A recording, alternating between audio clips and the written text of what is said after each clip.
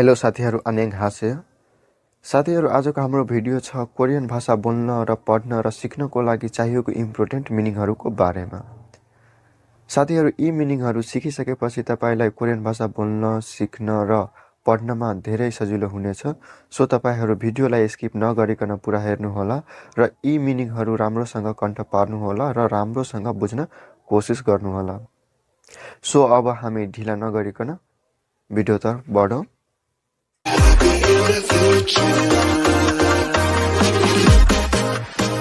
सबैभन्दा पहिला हामी पढ्छौँ सामान्य अभिवादन र आधारभूत शब्दहरूको बारेमा।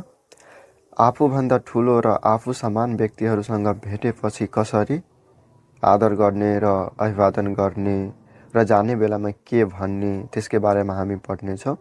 सो स्टार्ट गरौँ।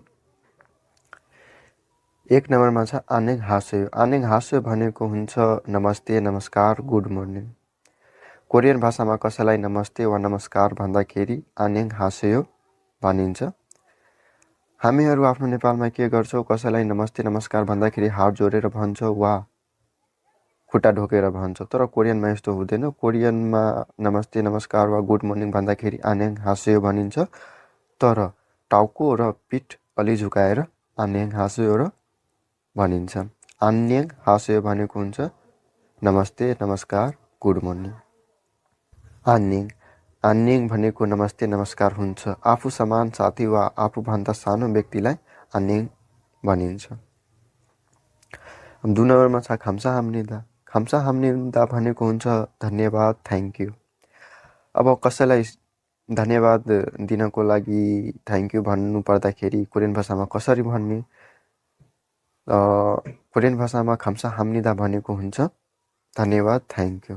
अब कसैलाई थ्याङ्क यू भन्दाखेरि हामी 감사합니다 भन्नुपर्छ कोरियन भाषामा।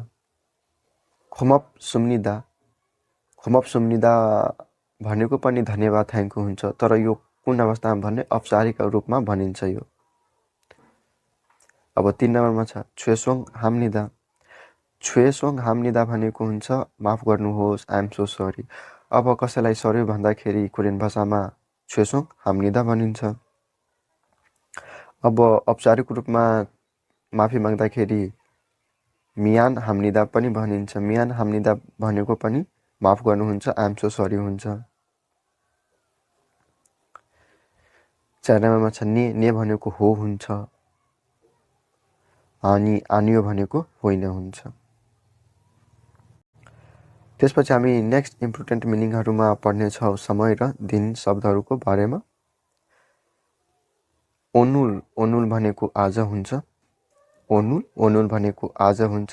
नेइल भनेको भोलि हुन्छ। अझै भनेको हिजो हुन्छ। अझै भनेको हिजो हुन्छ। सिगान भनेको समय हुन्छ। सिगान भनेको समय हुन्छ। आच्छिम भनेको बिहान हुन्छ र छम्सिम भनेको दिउँसो हुन्छ।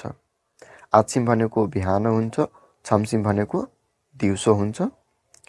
छन्याङ भनेको साँझ हुन्छ, फाम भनेको रातो हुन्छ। छन्याङ भनेको साँझ हुन्छ, फाम भनेको रातो हुन्छ। नात भनेको दिन हुन्छ। नात भनेको दिन वा दिउँसो हुन्छ। नेक्स्ट इम्पोर्टेन्ट मिनिङमा हामी पढ्छौँ व्यक्तिगत सम्मानमा प्रयोग हुने शब्दहरूको बारेमा। इरुम भनेको नाम हुन्छ। अब कसैलाई नाम सोद्धाखेरि इरुमको प्रयोग गरिन्छ। इरुम भनेको नाम हुन्छ। नाइ भनेको उमेर हुन्छ। अदि भनेको कहाँ हुन्छ। नुगु भनेको को हुन्छ। मुवत भनेको के हुन्छ। वे भनेको किन्न हुन्छ।